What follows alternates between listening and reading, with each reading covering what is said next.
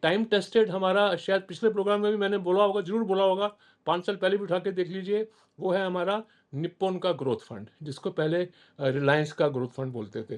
तो ये एक मिड कैप स्कीम है और इसकी शायद हिस्ट्री भी काफ़ी लंबी है, शायद 25-30 साल की हो गई।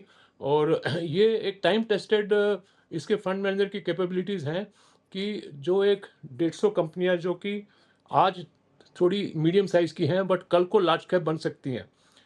तो इनका जो फ़ोकस है वो भी लिमिटेड है, सिर्फ़ 150 कंपनियाँ, उन 150 में से भी ये 15, 20, 30 ऐसी कंपनियाँ चुनते हैं, अपने एनालिस्ट को भेज-भेज के, कि जिनकी उम्मीद है कि भई उनके प्राइसेज़ में बढ़ोतरी होने के चांसेस ज़्यादा हैं। और पिछले कई सालों का रिकॉर्ड उठा के देख लीजिए आप, कि निप्पॉन ग्रोथ फंड, इसका नाम बदल चुका है, पहले इसका नाम रिलायंस ग्रोथ फंड होता था। तो वो इसकी जो परफ़ॉर्मेंस रही है, वो काबिल तारीफ़ रही है और ये लोगों का पसंदीदा भी है, हमारा भी डार्लिंग है। और हम ये ज़रूर चाहेंगे जी। कि अगर कोई भी निवेश करने की अभी-अभी सोच रहा है। 30 साल पूरे हुए हैं। हाँ अभी-अभी जी। इसके 30 साल पूरे हुए हैं और इसके फंड मैनेजर रुपेश पटेल जी हैं। हाँ उनसे जी, अभी बिल्कुल हमने सही बोला बातचीत भी आपने। की थी। जी।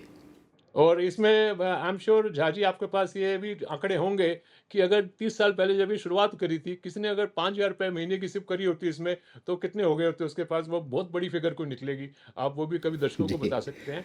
हाँ, तो उन्होंने खुद में भी लमसम मैंने। के बारे में बताया था कि जब एनएफओ आया था उस समय से आज हम्म, की तारीख में अगर कोई एनएफओ में पैसा लगा के आज बैठा रहता तो उसके पैसे 400 गुना हो गए होते। या देखिए, बिल्कुल सही बोला आपने।